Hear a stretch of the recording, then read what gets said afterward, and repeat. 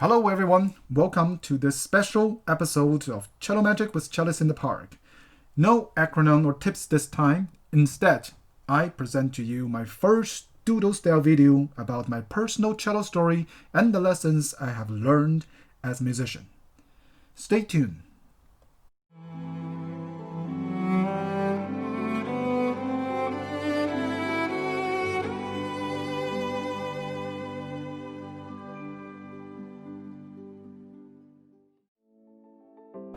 I grew up in Beijing, China, inside of Central Conservatory of Music, which is one of the top music schools in China.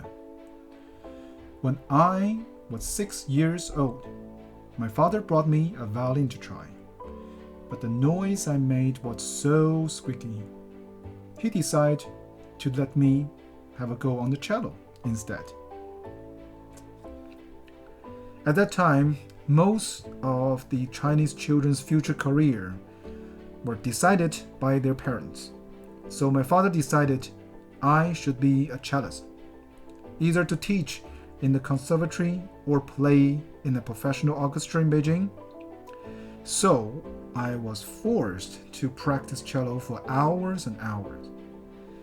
He always said to me, "There is no childhood for real musicians." But I hate practicing.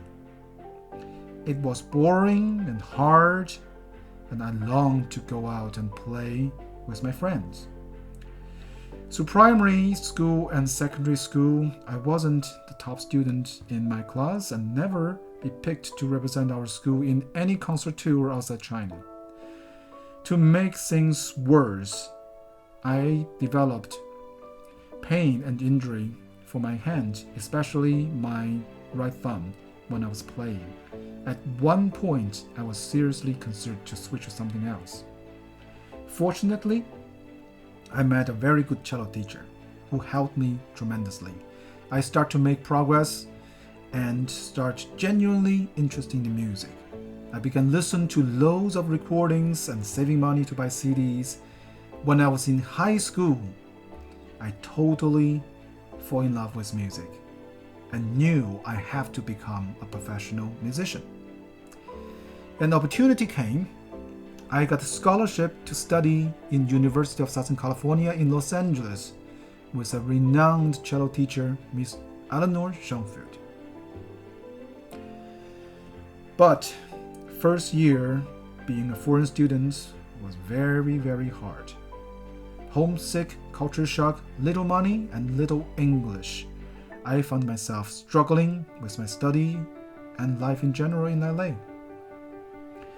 Eventually, I got a school job and started to work better with my teacher.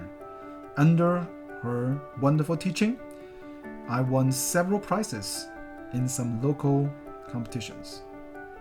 Later, I transferred to Oberlin College in Ohio to continue my cello study with Mr. Undertoes.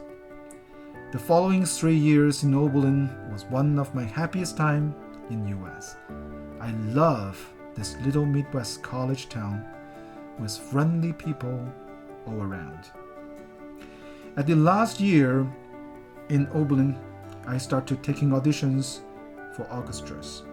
It took me more than a year and 15 failed tries before I finally won my first orchestral job in Florida with Florida Philharmonic Orchestra.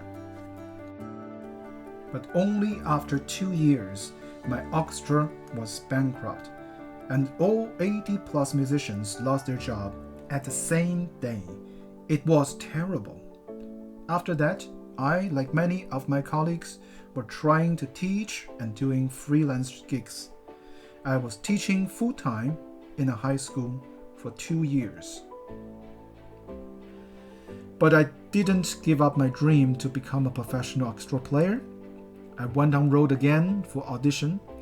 After another 7 failed tries, I landed in Dublin, Ireland, and became the sub-principal cellist of RTE Concert Orchestra.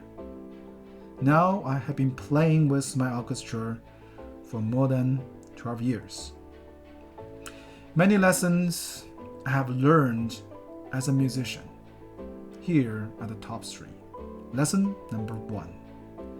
Become a professional classical musician, and trying to make a living is extremely hard. It requires endurance of many trials, pains, and sacrifice, not only for you, but also for your family. If you are in this for fame, wealth, entertainment, or any other reason than pure love and passion for music, you are most likely to be disappointed. Lesson number 2. Stay in shape and take care of your body and mind cannot be overstated. I have been swimming regularly for the past 8 years, and I know many of my colleagues are also doing swimming as well as running, walking, yoga, Pilates, anything that suits your body. If you really seriously want to be a musician for life, you'll have to invest time and energy to take care of your body. Because pain and injury will come, and all this regular exercise will give you a chance to prevent major interruption of your musical career. Lesson number 3. Based on my personal experience, if you are truly love music and determined to become a professional musician, despite of all suffering and sacrifices, you could enjoy those moments of freedom and flow when you totally be in one with your instrument and immerse yourself with the music. The feeling of being part of something profound and beautiful, something that brings joy and happiness to your listeners, and the deep connection with your fellow musician could be highly addictive. Thank you so much for watching. This is the last episode of my first mini-series of Cello Magic.